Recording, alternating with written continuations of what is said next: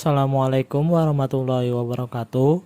Perkenalkan, nama saya Fajar Sidik, mahasiswa semester 4 Institut Ilmu Sosial dan Manajemen Siami, Jakarta, Kampus Bekasi B. Dalam video ini, saya akan menjelaskan materi 13 mengenai konflik. Konflik dalam interaksi sosial, interrelasi sosial antar individu atau antar kelompok, konflik sebenarnya merupakan hal alamiah. Dahulu, konflik dianggap sebagai gejala atau fenomena yang tidak wajar dan berakibat negatif. Tetapi, sekarang konflik dianggap sebagai gejala yang wajar yang dapat berakibat negatif maupun positif, tergantung bagaimana cara mengelolanya. Jenis konflik. Konflik vertikal, dan hal ini terjadi karena atasan selalu memberi perintah dan pengawasan searah pada para pekerja apa yang harus dilakukan, sementara inisiatif dan partisipasi para pekerja kurang dihargai.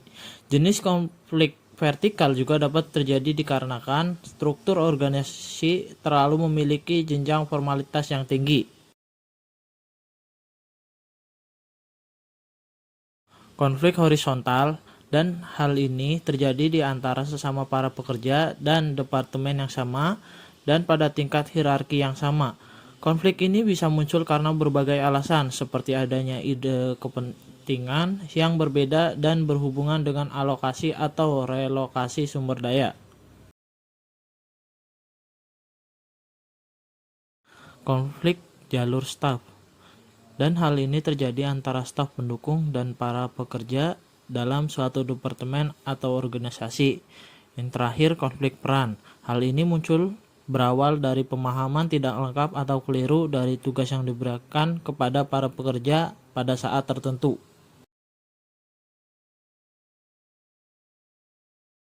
Konflik pribadi dan konflik organisasi.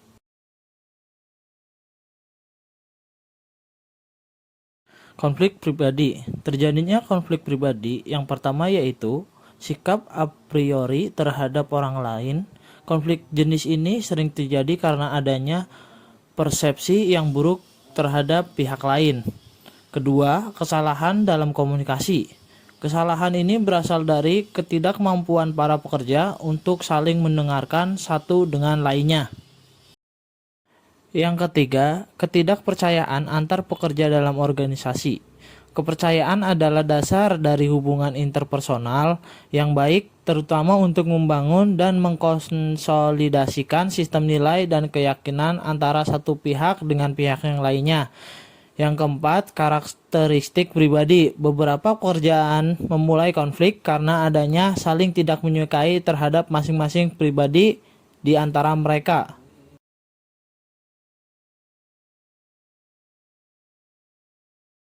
Faktor penyebab konflik dalam organisasi dibagi menjadi dua faktor, yaitu faktor manusia dan faktor organisasi. Faktor manusia terjadi karena timbulkan oleh atasan, terutama karena gaya kepemimpinannya. Kedua, personil yang mempertahankan peraturan secara kaku. Ketiga, timbul karena ciri-ciri kepribadian individual, antara lain sikap egoistis, temperamental, sikap fanatik, dan sikap otoriter. Faktor organisasi.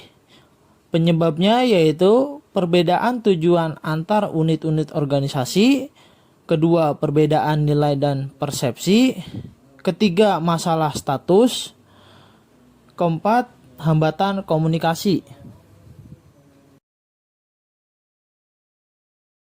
Penyebab konflik organisasi. Yang pertama, ketergantungan dalam aktivitas kerja. Kedua, diferensiasi unit organisasi yang tidak cocok dengan tujuan operasional. Ketiga, alokasi atau relokasi sumber daya yang relatif terbatas. Keempat, sistem kompensasi. Dan yang terakhir, buruknya iklim organisasi dan adanya penelantaran.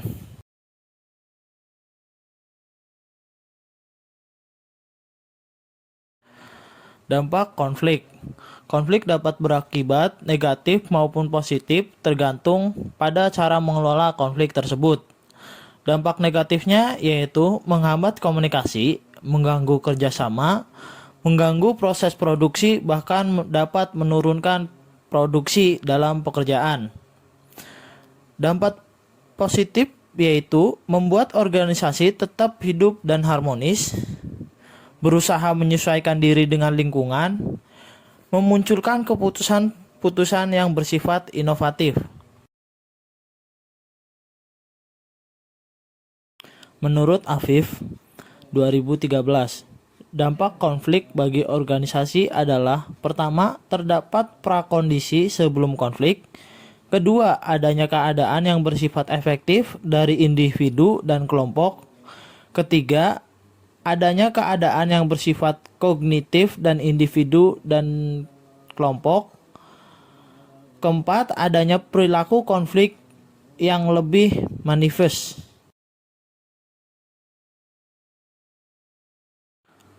Hal-hal yang perlu diperhatikan dalam mengatasi konflik. Yang pertama, ciptakan sistem dan pelaksanaan komunikasi yang efektif. Kedua, cegahlah konflik dan destruktif sebelum terjadi. Ketiga, tetapkan peraturan dan prosedur yang baku, terutama yang menyangkut hak karyawan. Keempat, atasan mempunyai peranan penting dalam menyelesaikan konflik yang muncul. Kelima, ciptakanlah iklim dan suasana kerja yang harmonis. Keenam, bentuklah teamwork dan kerjasama yang baik antar kelompok atau antar pekerja.